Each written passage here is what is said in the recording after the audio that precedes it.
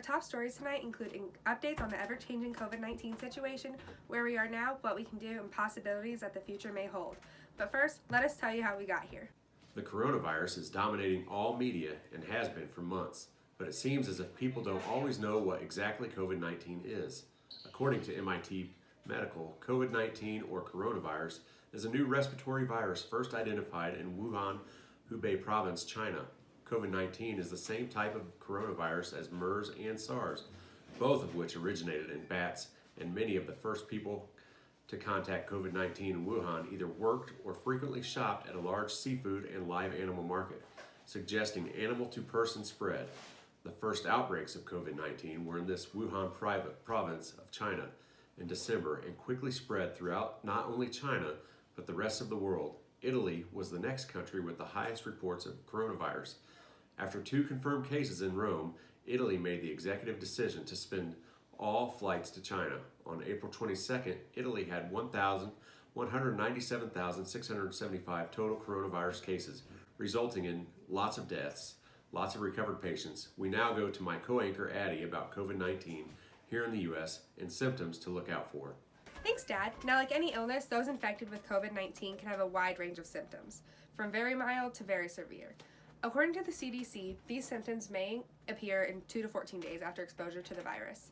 Fever, cough, shortness of breath or difficulty breathing, chills, repeated shaking with chills, muscle pain, headache, sore throat, new loss of smell or taste, all that kind of stuff. If you have these symptoms but they aren't severe or you're unable to get tested, then it's recommended to just self-isolate for 14 days in order to prevent the spread of the coronavirus.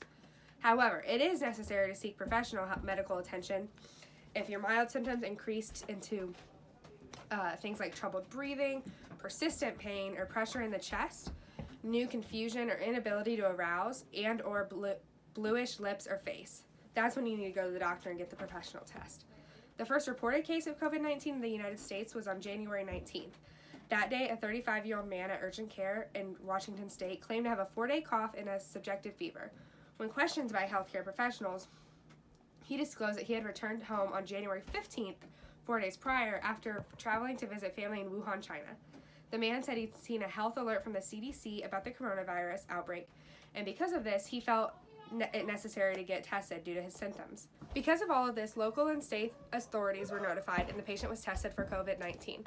The next day, the CDC actually confirmed that through nasopharyngeal and oropharyngeal swab tests that the man did in fact have coronavirus. Hi everyone, it's Courtney with your weather and traffic from home. Lately we've been experiencing the classic Indiana weather, sunny and 75 one day and miserable rain the next. Despite the weather changes over the past few weeks, Hoosiers are still making an effort to be outside.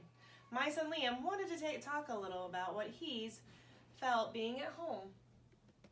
It's been pretty hard the last few days since it has been raining and we can't go outside, but I have still started to go on a lot more bike rides and waving at my friends from inside my house. I am in 4th grade and it really sucks to not see my classmates every day, but we are so excited to have the pool party this summer when it's warm and we can go see everybody. Thanks, Liam. Awesome. Okay, we're going to go back to Mom. Okay, ready, Mom? The days when the weather is mild have been our saving grace with my family under quarantine, giving us opportunities to observe new signs of spring and enjoy the fresh air. Now on to the traffic. Well, there's a lot less of it as of late. As you can see from this clip from JBG Travels on YouTube, a trucker passing through Indy this March observed how empty even the highways are these days. Many of you have probably seen this firsthand while making your essential journeys. I know that going out is tough, especially with a big family, all in the same house. It has been hard not to make runs to the grocery store every other day. However, we need to keep in mind that these trips really should be limited. And when we are out, we need to take proper precautions like masks and keeping 6 feet apart at all times.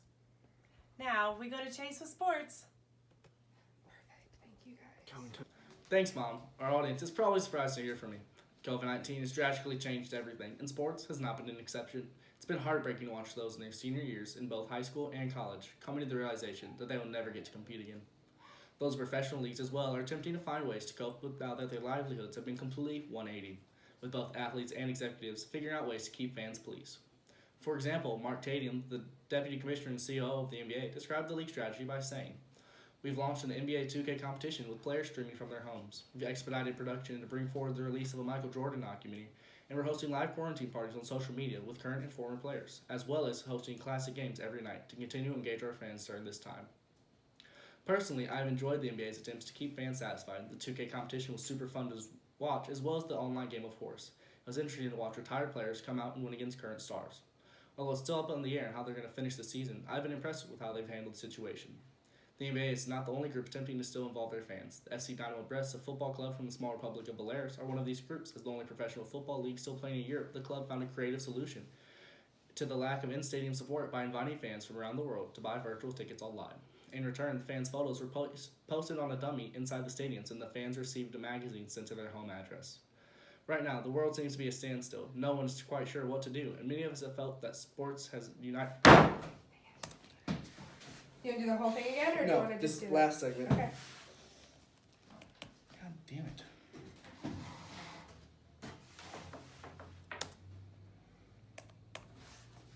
Right now, the world seems to be at a standstill. No one is quite sure what to do, and many of us no longer have sports to make us feel united. We're in uncharted territory here, but we need to still feel good about what we can control, staying active, getting outside, distancing from others, but not disconnecting. Now we're to Addie to show us how to make a mask. Good Please job. compare the red and gold trophy.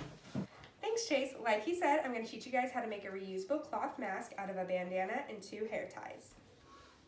For this DIY bandana cloth mask, you're going to need a bandana and 2 hair ties or rubber bands. First, you're going to lay it out flat, like so. Fold it one time in, and then the other, hot dog style.